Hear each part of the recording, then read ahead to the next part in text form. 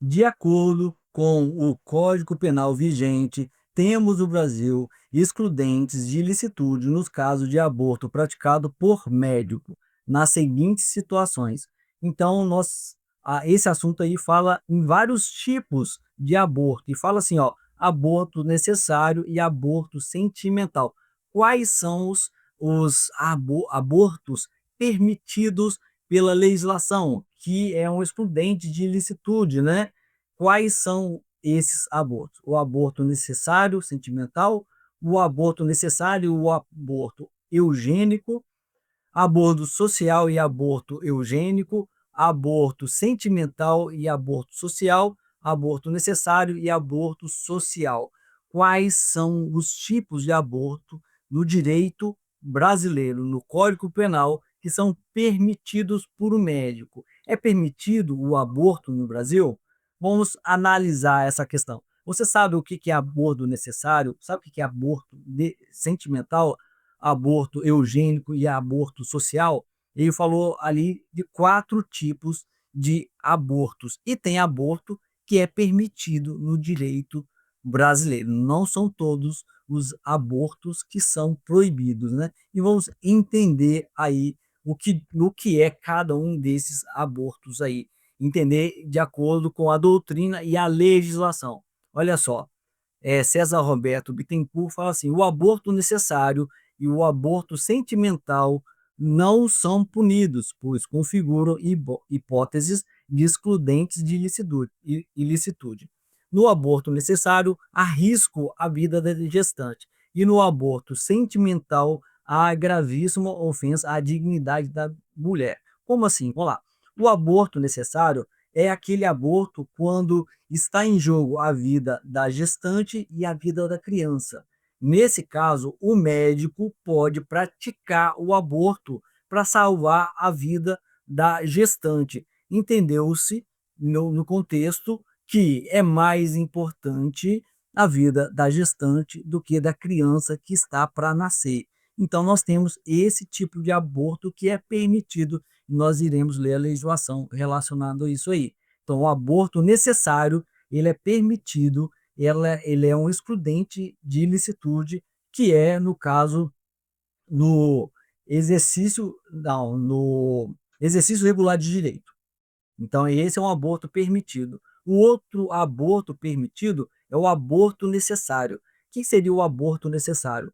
É quando a mulher sofre um crime de estupro e o médico, de acordo com a vontade da mulher, né? Se a mulher quiser aquele aborto, né, com sua autorização, ele pode praticar aquele aborto desde que seja fruto de um estupro. Quando é estupro, e o direito penal permite que se pratique esse tipo de aborto, no caso de estupro mesmo, né? Então, os dois abortos permitidos no Brasil são esses aí: é o aborto necessário e o aborto sentimental. E nós temos também, ó, o aborto eugênico, que fala assim, ó, Rogério Grego fala da seguinte forma: o aborto eugênico não possui previsão legal, mas a decisão do STF em casos de anencefalia demonstrada a flexibilização do direito penal diante de valores constitucionais como a dignidade humana e o direito à saúde da gestante. O que seria esse aborto eugênico? É quando a criança nasce praticamente sem cérebro.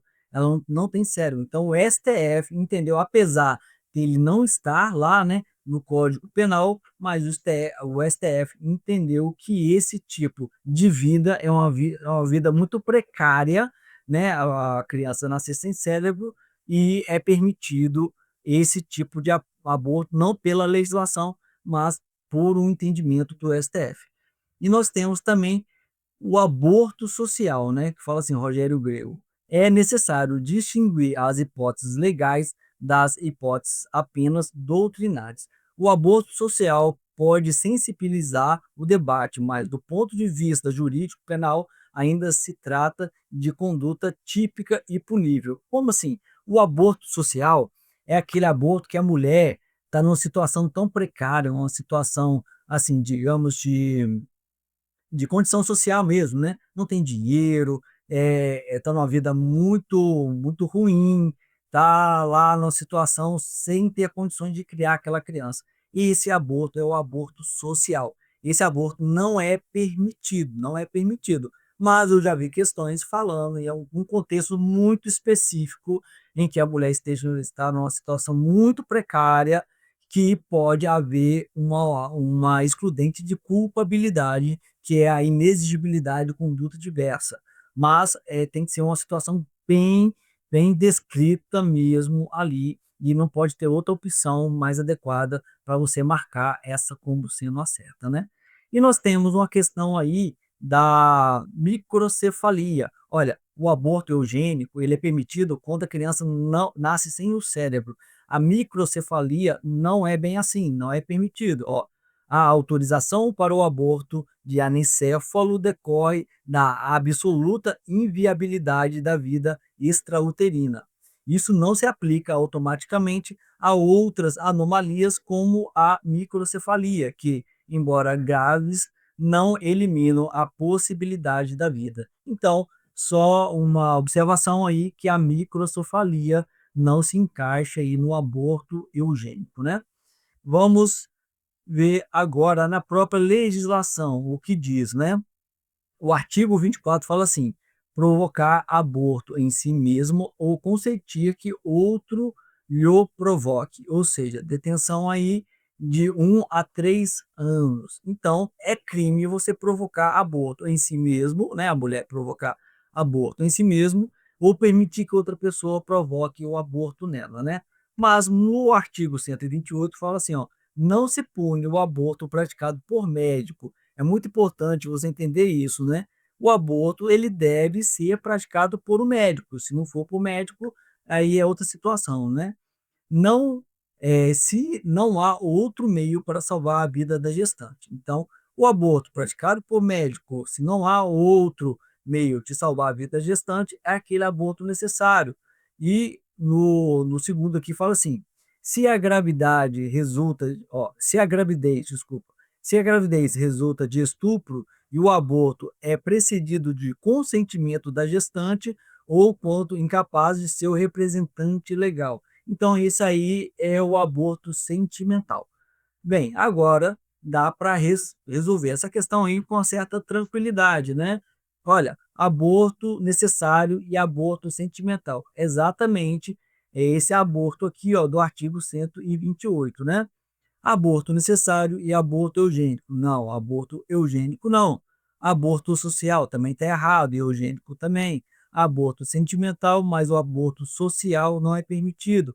Aborto necessário e aborto social. Não. Então, é a letra A resposta certa. Marca como acertou e se você não deu o seu like ainda, dê o seu like, se inscreva no canal, que é muito importante para que você receba mais conteúdos relacionados aí à resolução de questões de concurso público, que é algo extremamente importante para quem quer ser aprovado no concurso de área policial.